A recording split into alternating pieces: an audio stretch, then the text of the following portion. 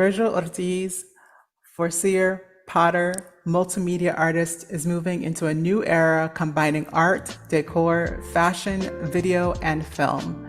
One of the most innovative potters of his time, Ortiz's exquisite works have been exhibited in museum collections around the world, including the Strategic Museum, Hertogenbosch, the Netherlands, Paris's Foundation Cartier pour l'Art Contemporain, the Smithsonian Institution's National Museum of the American Indian, the Virginia Museum of Fine Art, and the Denver Art Museum. Ortiz, the youngest of six children, grew up in a creative environment in which storytelling, collecting clay, gathering wild plants, and producing figurative pottery was part of everyday life. His grandmother, Lorencita Herrera, and his mother, Seferina Ortiz, were both renowned Pueblo potters and part of an ongoing matrilineal heritage. I didn't even know it was art that was being produced while I was growing up, he remembers. Ortiz keeps Cochiti pottery traditions alive, but transforms them into contemporary vision that embraces his Pueblo history and culture and merges it with apocalyptic themes, science fiction, and his own storytelling.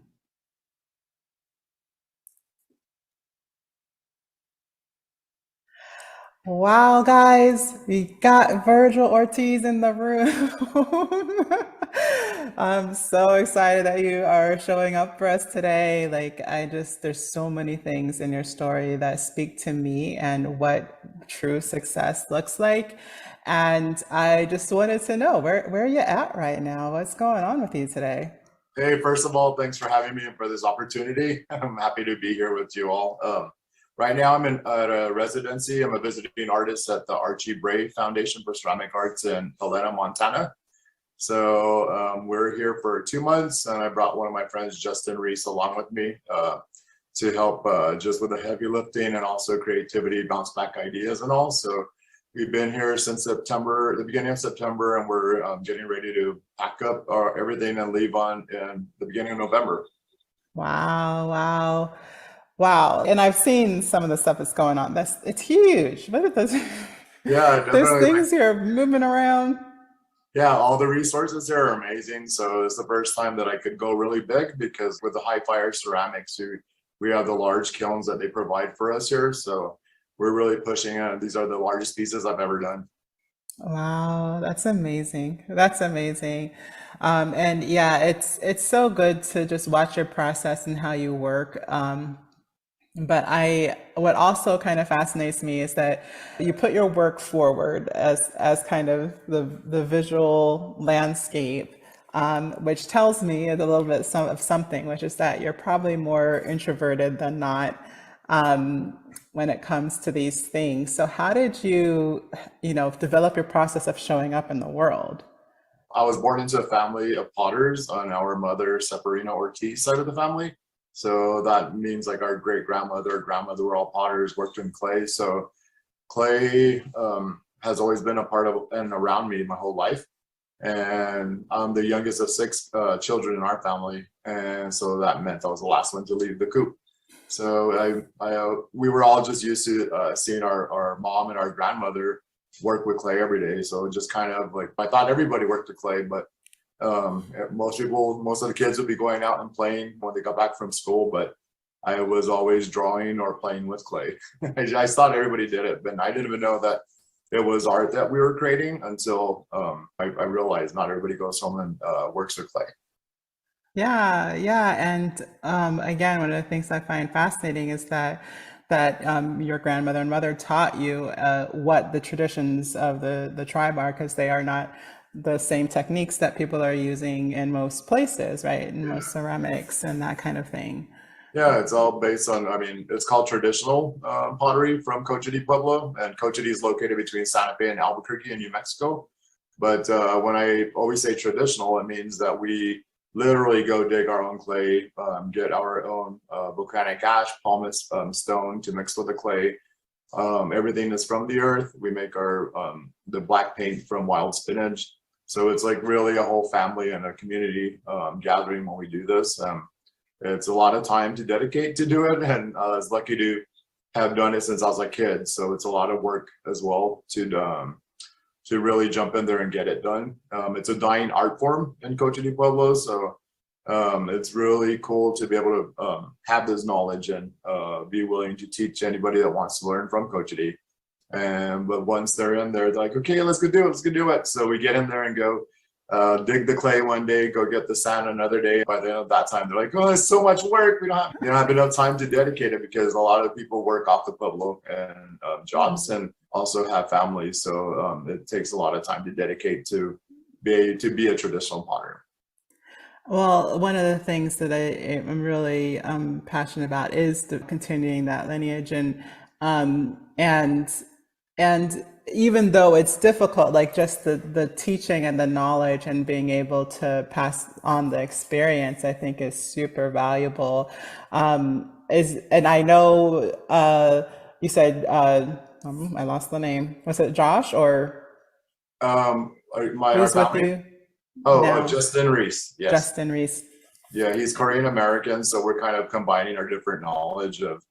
He's really into soda firing, so Mm. that's not my what I normally do. So it's kind of cool to just bounce back ideas and learn from each other while we're here. Yeah, that's what's great about being in an art community. I love it. Yeah. Like, what is the one of the things I have to ask you? So, there's been some amazing opportunities that have shown up for you, and I'm kind of curious if you seek out opportunities or if people just recognize and see you and want to be a part of what you're doing. Yeah, it's amazing, like the social networks. After those popped up, like as you know, we used to hang out on Periscope before, like, Facebook Live or Instagram Live happened. So it was kind of cool to be able. At that point, I didn't even. I had no idea what contemporary ceramics were or high flyer ceramics. So my whole life was traditional work. So when I discovered Periscope, it was kind of cool to develop a little community of ceramics peeps that hang out. So as you know, we dedicated like different time slots to go visit each other's live broadcasts from our individual studios. So it was really tripped me out to see that you could just go to a store and buy prepared clay. Whereas when I show you guys, I go dig clay and it takes us like a year to process. So they're so different. So it's just so different, the whole process. But in the end, it all comes together the same way. And like, I didn't know any of the terminology of all the scrapers, what do you call them, the ribs and everything, or what cone firing was. And I remember it was just everybody would laugh at me because I was like, what are you talking about, snow cones or ice cream cones, right? So I was like, I don't know, we don't use cones, we don't use like pyrometers or anything like that. So Yeah. now I guess I could get that, but I don't bother trying to dig deeper into it because we never used it. So that we don't need it. Yeah, you work with what you got, right? Oh yeah. And I think just even having again that information that has been passed down generation to generation, like there's probably not a better way to do it. There might be a more scientific way if you haven't had the experience or lineage, but not necessarily better. What I also find amazing is just, I mean, I'm not an artist and a visual artist in that way, and it's what I find amazing is just the way y'all are being able to make lines and very clean lines on curved surfaces. This boggles my mind. Yeah. It's crazy. I mean, I don't know. You just kind of get used to it. The more Uh, you do something, you learn to be better at it. And it's just kind of funny because our people were scientists back in the day. Because I mean, who figured all that out? How all these materials work together, and like how we would how we pit fire using cow manure and aspen and cedar wood. So like all these different types of boiling our wild spinach paint that is our black paint for 7+ days and 24/7. So it's like, how did anybody figure that out? But it's just you go with the flow. And what I guess I never went to school for any of what I do, like anything. And it's mostly, I guess I had the best professors, which were my our mother, our dad, and our grandmother. So I haven't went to school for any of that. Trial and yeah. error. Yeah. Yeah, I love it. I love it. I love it. And like let's like because you have different mediums though, so now I'm confused because I'm like, okay, well, but you have your fashion line, and from what I remember, like that started because you worked with Karen, yeah. Donna So I Karen. mean, when I was in high school, I was one of those people that always looked at high-end magazines I never could afford it, but I was like, okay, I'm gonna try to make it. So yeah, I mean, I just taught myself how to sew, and at that time I was really goth for life, right? So I like leather and latex and dark stuff, dark clothing. So I just picked up a heavy duty sewing machine that was able to handle leather clothes. So I just kind of like figured it out that way. And by the time I got into had the opportunity to work with Donna Karen for her 2002 2003 spring line.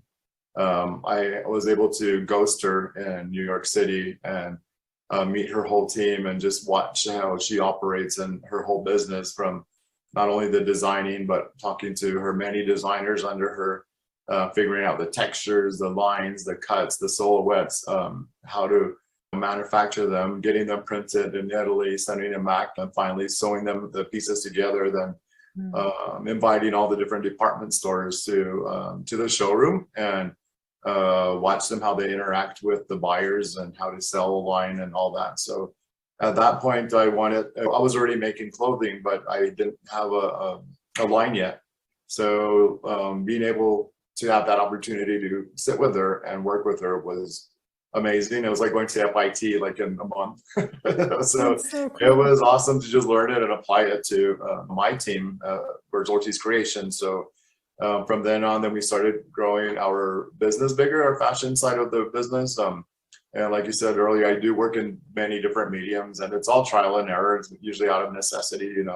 I used to hire people to do the digital artwork or ads, all the Photoshop and all, but sitting next to my friends that I hired to do that, I just naturally learned how to do all these processes. So now I do everything myself, and it saves a lot of time. Like, I'm a night owl, so we're working on an ad campaign. I can do the photography one day, get back home, start editing the pictures, get them ready for an ad, design everything myself and get them print ready. So like it's just fun to just get your hands in anything you can, because you eventually will use it. And it just helps you to save money and to really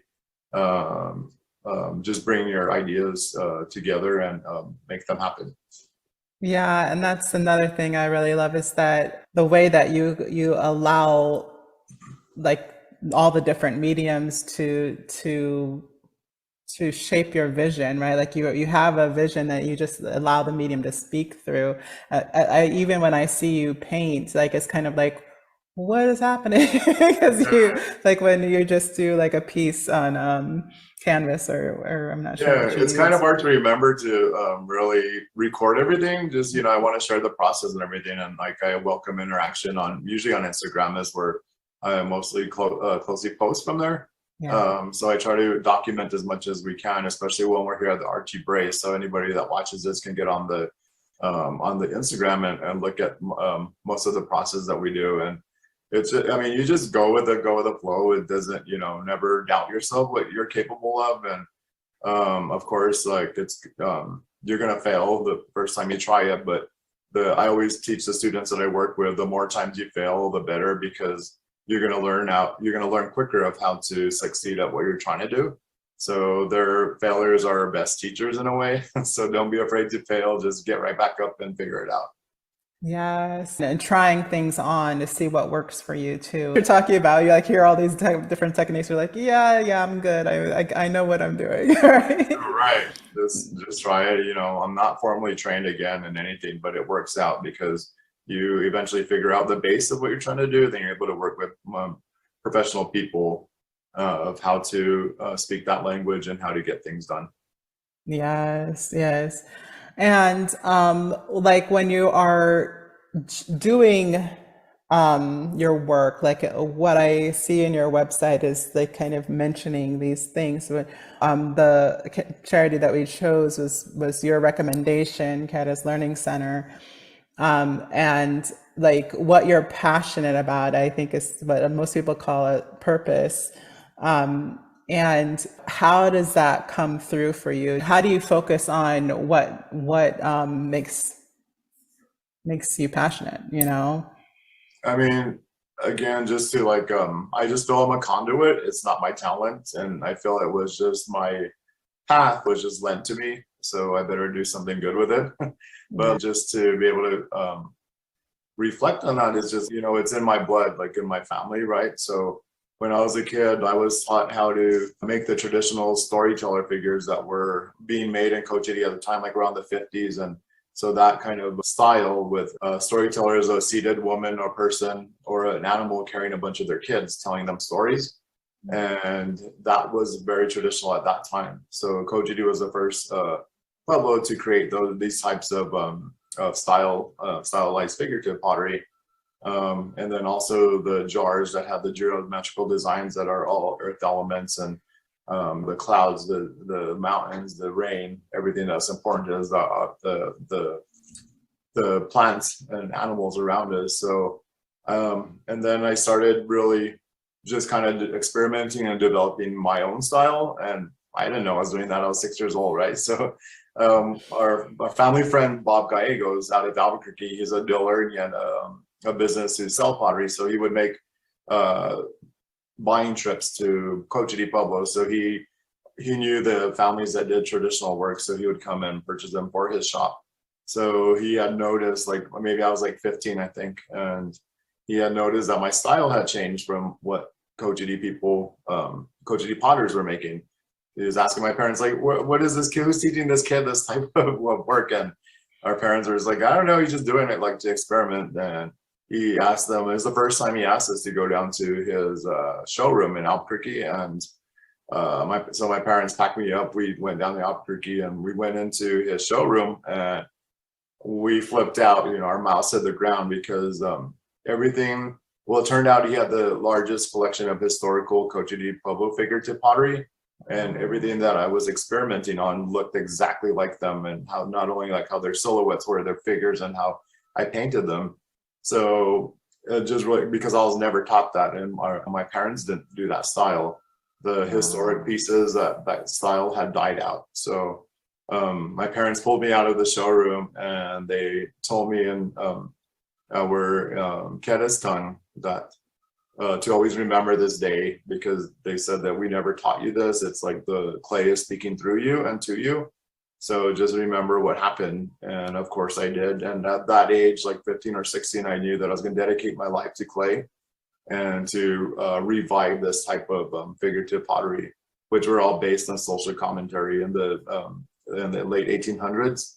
So that left the door wide open for me to comment on anything from political to fashion to, current events. And that's what our people did, was like when they were making caricatures of people that they never seen before in clay, and capturing a timeline, telling the story, what was happening in our Pueblo area, where of course there were only indigenous people there till the Spanish came in and started really. When they first arrived, they were destroying the artwork because the Pueblo people were accused of witchcraft and sorcery with all our figurative pottery. So a lot of them were broken, and in turn they were trying to be converted to Catholicism. So that was never heard before. We never knew what that was, and so slowly they started to enslave the people, rape the women, and bloodshed started happening, and enslaving the Pueblo people to build churches on each Pueblo. So that's kind of what my whole storyline is since I started making, was the 1680 Pueblo Revolt. And most people don't know what the 1680 Pueblo Revolt is. It's not taught in our schools. It's not in our history books. So, it's basically been swept under the carpet because of the genocide that happened to our people. So I wanted to really develop a storyline of how I knew how to tell a story, because I was so affected as like 7-year-old kid watching Star Wars, the original Star Wars movie for the first time in a theater. So I had remembered all the characters, like all the how they dressed, where they came from, what kind of ships they drove or flew, right? So I created a storyline of telling the 1680 Pueblo Revolt of how it happened. And also in 1680 and also 2180, a future time dimension, happening simultaneously, so that I'm able to reach out and create characters that represent everybody, but futuristic sci-fi characters, which I love. So that just kind of was in my head, or like how I was being guided to create. So then I'm telling the story of the Pueblo Revolt, and how it happened was that the Pueblo people were decided to revolt and stand up for what was happening, all the bloodshed that was going on. So a Pueblo leader by the name of Pope, he was out of the Okayawinge Pueblo, which is just north of Santa Fe, and he devised a plan of how to gather all the pueblos. And back then there was many pueblos, but now there's 19 pueblos left in New Mexico today. But his plan was to send runners from the northern pueblos run down to the southern pueblos. At each pueblo, they dropped up a knotted leather cord, or a yucca, a piece of yucca, and like they were instructed to each leader of the pueblos to untie one knot every morning. So when the last knot was untied, all the pueblos rose up together and forced the invaders out. So this is like America's first revolution, but of course it's not talked about because of the genocide that happened. So that's like the two main purposes in my life I feel I'm here to do, is to carry on the tradition of Coche de Pueblo pottery, and also educate the world about the 1680 Pueblo Revolt using art. Beautiful, beautiful. Yeah, and I think when we have a story to tell, it really helps people to understand. Even though I didn't know all of the details, I've seen it through your work. I've seen the different characters, and I've seen the way that you have married it to what's been happening, especially through the different social changes that have been occurring these last few years. It's exactly the same thing. History is repeating itself, and it's not just Indigenous people that are being taken over. It's the LGBTQ plus community, people of color. We all have to stand together and fight for our rights. And I'm like, what is that? Everybody's an immigrant here except for our people. So it's just kind of weird to just like, what? It's like, just it's repeating itself. I'm not a confrontational person. I'm here to educate what was this gift that was given to me of art. So now, just to be able to tell this story, I have to use so many different types of media. So whatever I'm working on, I just pick up the next thing and try to learn it. So to be able to include it in the storytelling, and be able to portray or show visually, or through photography, video, or 3D objects like clay. So just combining all of that together, it's just building on itself, and it's fashion's coming in to recreate our taking our traditional designs, placing them onto garments. And then also that's allowing me to reach, when I worked with Donna Karen, like all these fashionistas had no idea where my geometrical designs came from that were on the dresses. So she gave me a soapbox to actually talk to these people, address it, and to educate the fashionistas who would not look at Pueblo pottery. So that allowed me to be able to educate them about where it's coming from, and then also talk about the Pueblo Revolt. So it all just revolts and plays on itself. So everything that you see that is on the Instagram, again, all the different types of work and how they're all working together to tell one story. Yeah, it's so powerful because once you have developed that as the way forward, then people get curious, right? Like Mhm. when people, and it's so powerful. I know one of the things that you say a lot is like always be creating, Yeah, like never stop creating. never stop creating. Yeah, I mean, that's our life. That's meditation. That's prayer. I mean, that helps everybody. It's therapy. So, no matter what type of media you work in, don't ever stop creating. Yeah. Do you think of that also with like the relationships that you build with your, people that you work with, or partners, people in the Mhm. industry? Yeah, I definitely try to, show them how I work and how like I meditate every day, and through the power of manifestation of what you want, you can learn anything that you want. The second you put out that prayer to the bigger up there, whoever you are praying to, you get an immediate response of how to do it. So if you're able to not be lazy and to act on those messages, if you're a conduit and you're open to that, then any of us can do whatever, anything we want, as long as we're not lazy and we just follow through with it. And it's all there for us to do. We just have to do a little bit of work, elbow grease, and again, blood, sweat, and tears too. But Yeah. it's all a part of it. So I'm lucky to have the heritage behind me and like our stories of our people went through, and just be able. I mean, it's really at first it was really hard to get attention of the younger generation, which really, if it wasn't cool looking, fashionistic looking, or like creating a storyline, like say like the what is now like the Avengers or Black Panther, you know, the Marvel movies and all that.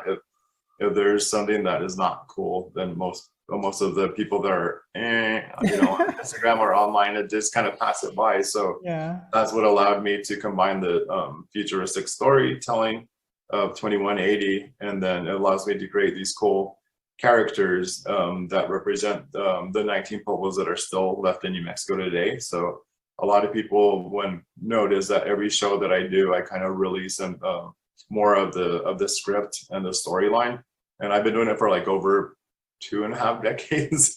Yeah. And it just kind of develops itself, and more people keep knocking. Like the more the people that you're putting that energy out there and your intention, then you know people hear that.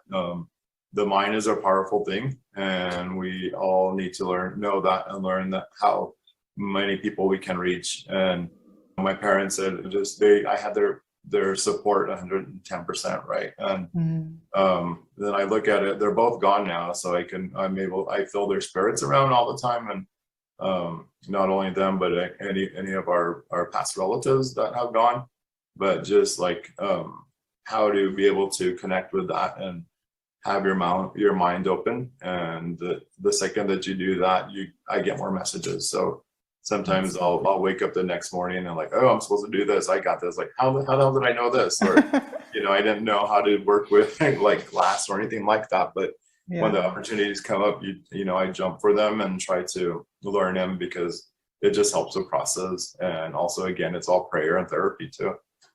Yeah. And did you hear the story about the Black Panther script with the way that came to be too as well? Not all of it, but I watched a It's like couple of parts of it. documentaries. Yeah. Yeah, I was just like, whoa, like that's so cool. About I the love the same thing. It's designer. that I think I they watched it on. created it, you Yeah, know?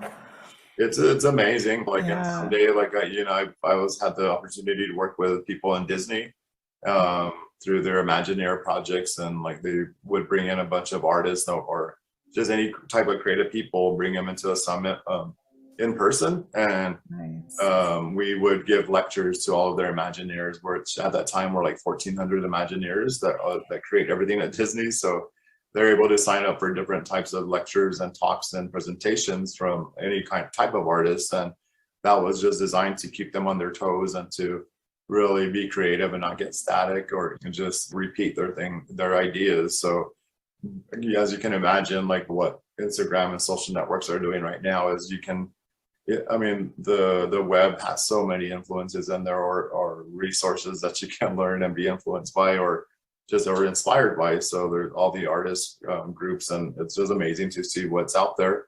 But yeah, it's the same thing as the more creative people you gather together, like the minds are going to create something even bigger.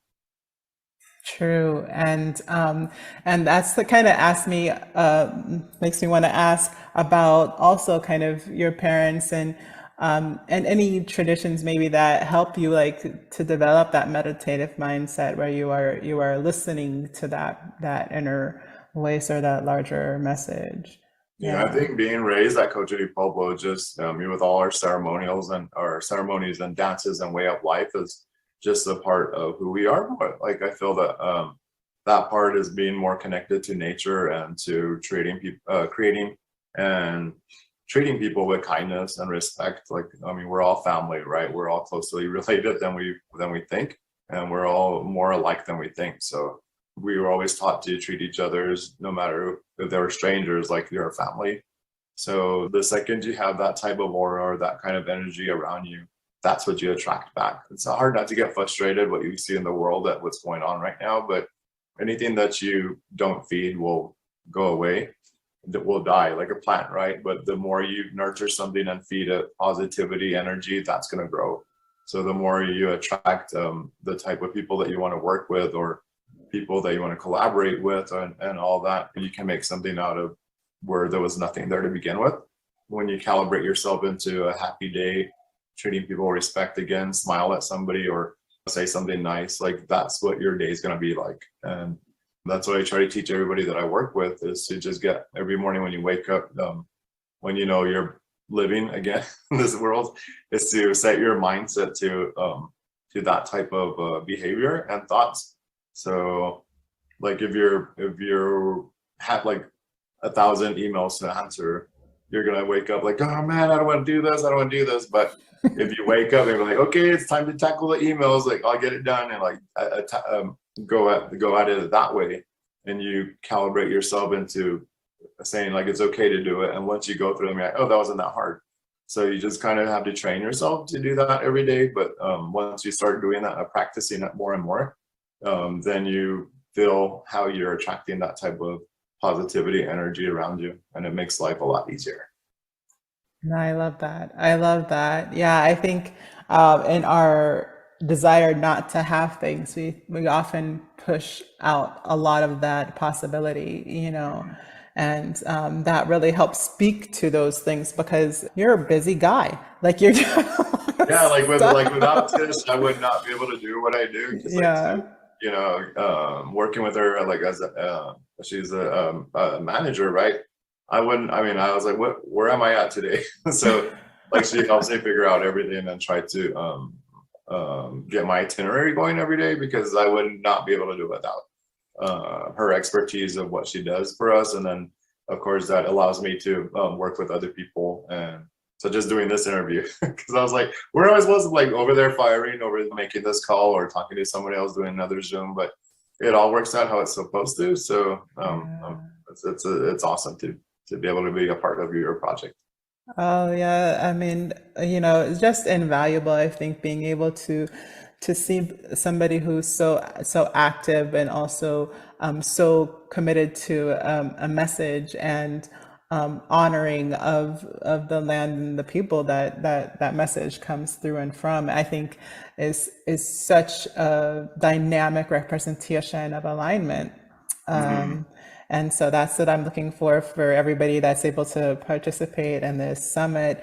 And is there any last advice that you would give to those that may be confused or don't know Yeah, how to authentically show up in the world? yeah, just definitely trust yourself, trust your gut, your intuition. That is your soul, your light, your energy, and that's correct. The second you get an idea or whatever's in your gut, that's what you should do. Don't listen to, I mean, yeah, you can listen to everybody to help, but then what that your first intuition is like the most powerful thing that you can do, and like usually it always turns out to be the right thing to do. No more imaginary hurdles is what I try to teach everybody that I work with, or online as well, and students especially. It's like really fun to do residencies or workshops at different universities, or just to be visiting artists there. Is like every time I work with students is to just tell them there's no more imaginary hurdles, because that's kind of like our self-doubt, and humanity does that to ourselves. I don't know why we do that, because they're never there to begin with. So Yeah. everybody's like, I was like, more hurdles, and then you trick yourself into not doing it and doubting yourself. So yeah, no more imaginary hurdles. Like failures, don't be afraid to fail. They're our best teachers. Quicker you fail, the quicker you're gonna figure out what you're doing and what you want to do. And yeah, just never stop creating and believing in yourself. Know that you can do it, and just press forward and kick ass. Yes, keep going, keep Yeah, going is I think the dominant portion there. The one thing I didn't get to was the ability to translate or teach a process, and what I've seen in your workshops is that ability, because from my uneducated eyes, like it looks like you're like really able to get them to a place where they can see and create the thing that you are working on together. And I really admire that as well. And now that I'm hearing some of the things that you tell them when you're in front of them, like it just makes it so obvious. It makes it so obvious, yeah. like I why. mean, we're all just normal people, right? We Yeah, do what we've got to do, and don't be afraid to approach me on Instagram or whatever. That's mostly where the communication talks to, or like through the website. Tish can get the messages, and we have a team that will get me the final questions, and I'll be able to answer them in a timely manner. But yeah, just don't. I mean, you just have to just be yourself. Like, there's only one of, each of us, right? And we're very special that way. So to be able to look to your family and then your friends and your colleagues, whatever, support them as you want them to support you as well. So lift each other's up no matter what, no matter color, anything. Just be as good to them as you can. Lift each other's up, help us. We all have to help each other achieve our goals. And cheer on when people do that. Share as much as you can, your knowledge, because we're gonna leave this short time that we're here on Earth learning in this school. So we got to just share as much knowledge as we can and just spread the love everywhere. Yes, yes. I love that so much. Yes, well, I'm gonna let you get back to that work you're in the middle of. Yeah, we're back to glazing some pieces. It's exciting to be here. Like I said, we're going really big. This is the biggest type of work that we've been doing, and I had the chance to visit June Kaneko and in Omaha, Nebraska. I had drove out to meet a group of people that were firing in Wisconsin with Simon Levin at the end of July. So we stayed there for 3 weeks to fire his Anagama kiln. And he had set up a meeting to meet June Kaneko on my drive back to Cochiti. And it was like meeting Jackson, Madonna, and Prince at one time with ceramics. Oh, yeah. So he was, he probably didn't know who I was or what I did, but Simon gave him and his wife my information and a website and everything. So by the time I got there, they had asked me to stay in their resident housing, which was their old home. And he opened his life to me, and he asked his head studio manager Trevor to show me around and ask me any question, or for me to ask any questions that I wanted and answer them. And Trevor gave us the tour of his inside studio, and so I was asking questions like how to go big, how to try to prevent the cracks, of how June builds, and the connections and all this, of how the type of building that he uses. So Trevor was very accommodating, and he's